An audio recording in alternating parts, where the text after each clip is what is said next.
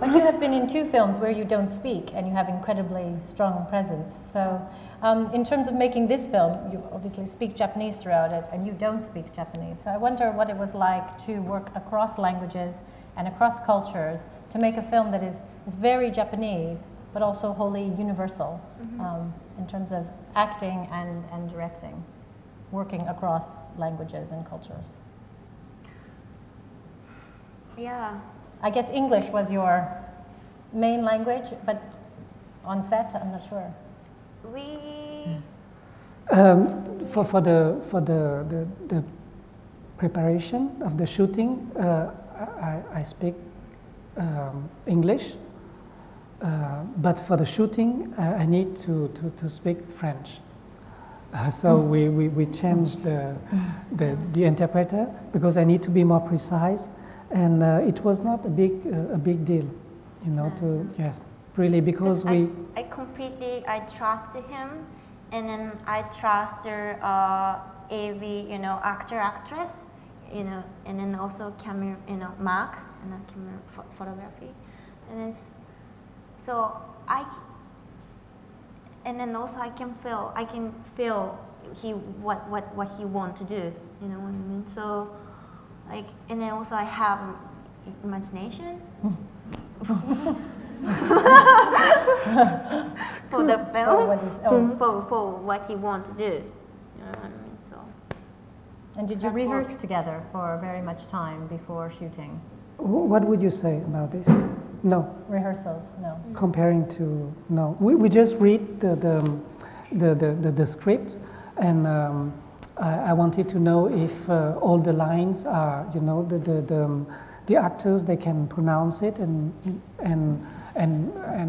what I wanted them to give is something that is a musical in the way they deliver the lines, and that's we didn't rehearse so much, no, and even for the shooting.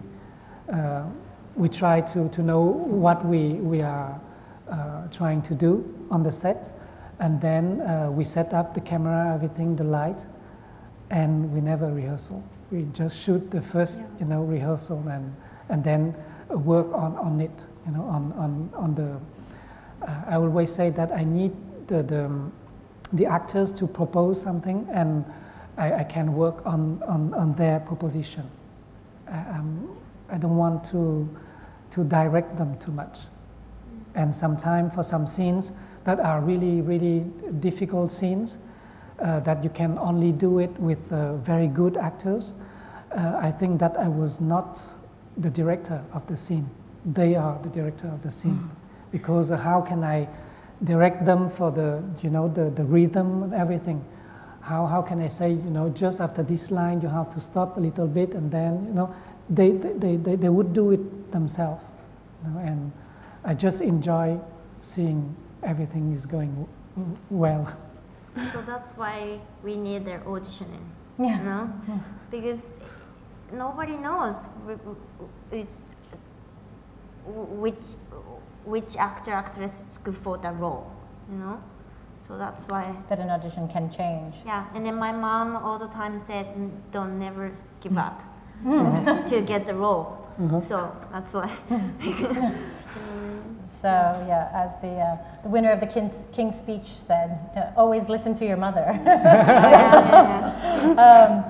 So in the first more obvious one, the Beatles track, Norwegian Wood, it's very rare to have a Beatles song in a film, and I know you worked very hard to clear the rights for it. And why was it so important to have the Beatles and not a cover version of that film, of that song in the film? At the beginning, the producer, he thought that it would be impossible to have the song, and so we never tried to have the song in the movie, and we even think about having Johnny, you know, have playing the Norwegian Wood, but only instrumental. And so for one of the cuts that I did during the editing, I put the music there because I felt that it's the right place. And when I show it to the producer, he liked it so much that he showed it to the financiers, and they love it so much, and they decided to have the song for the movie. So I did nothing about it. So they did all the the difficult work to get the song, and I don't know. It's very intuitive from me. It works there at the place where I put it, and it gives me the feeling that after the movie we go back to the book somehow, because of the song at the end of the movie. So. And the score is done by Jonny Greenwood of Radiohead, who also scored the Oscar-winning film There Will Be Blood. And I know that Murakami is a big fan of Radiohead, so I wonder how much that played into it, or if you felt strongly about Jonny Greenwood scoring the film. Yes, I didn't know that Murakami, he liked Radiohead. In his running book, he says he runs listening to Yes, I know, but Radiohead. The problem is that when I read the book in '94, I love it so much that I wanted to make it into a movie, and then I didn't want to know anything about him and about his other books. So his other books, I only read it during the post-production process. So I didn't know anything about him because I wanted to keep my feelings very fresh on the book to adapt it. So it was just, something that by chance that we liked the same thing.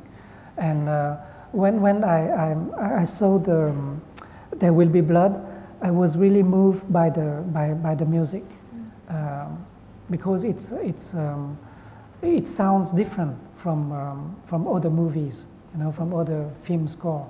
So when I decided to make this movie, it was obvious that Jonny should make the score, and he was very busy because Thom Yorke wanted to go back to to record something. So he accepted at first, and then he said, "Sorry, I cannot because Tom would like to work. So I need to go back to the band," and then I at the very end of the editing process, I said, "No, it's not possible. I have to go back." So I'm like Ringo, never give up. So I sent him some scenes of the movie with his music from There Will Be Blood in there. And so I sent him an email saying that I put his music. He said, "Hong, how come it's impossible? This Irish music in your movie, in the Japanese movie, it's not possible." I said, "Okay, Jonny, just have a look." Yes, just have a look and you'll see. And when he saw it, he was convinced by this. And then he told me that if I can go with a sextet, then maybe he can have time to do the score, because he would not have time with a big orchestra. But then later on, when he saw the movie, then he go back to the orchestra. So it's very, very, very strange. And for me, I was lucky. I was lucky with Ringo, because Jonny's music has this very dark beauty, and it fits, the romantic side of the movie, and it's very deep and very powerful. And sometimes, for the morning scene by the sea, for instance, we spend a lot of time with Jonny talking about it, and he did something that is absolutely amazing for the movie. Very, very special piece of music for this scene, and I feel really grateful. Really, yes. Because for me, music it's everything in a movie. I mean, a movie is good when you see it as a piece of music. The movie need to have a musical quality.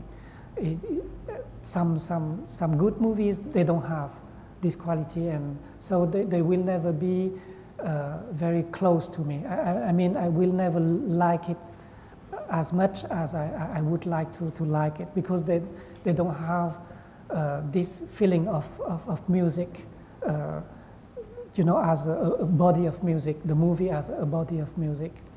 And so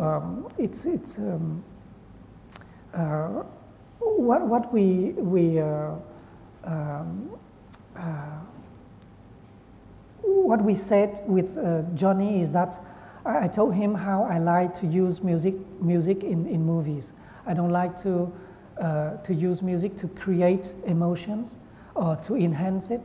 I would like to use music to confirm the emotions that are already there in the movie, and the music would come and confirm it. It's like a dialogue with the audience, to talk with the audience and say, oh, you are right to feel this or that, you are right to think that it's, you know, and the music is like the beauty of the audience soul somehow.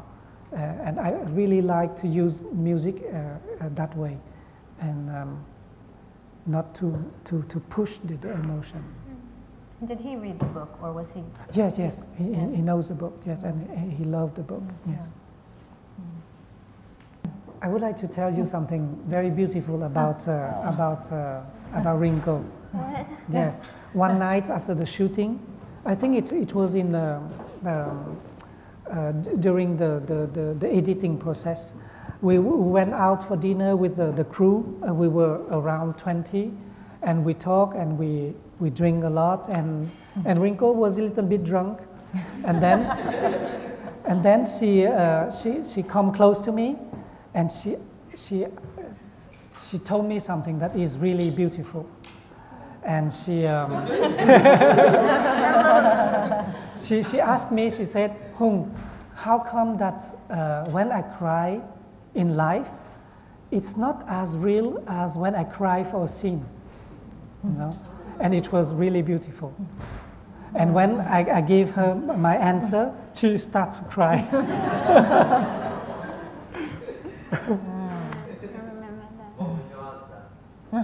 Yeah, I said that it's because you are an artist, and for an artist, experience, when you live, it's like experience. Experience is less real than expression, and art is expression, you know. And in art, sometimes expression is stronger than experience, you know. And it gives experience meanings and emotions and everything. So for me, it means that she's an artist, because only expression is real for her and not experience. I don't know how is your life. Oh,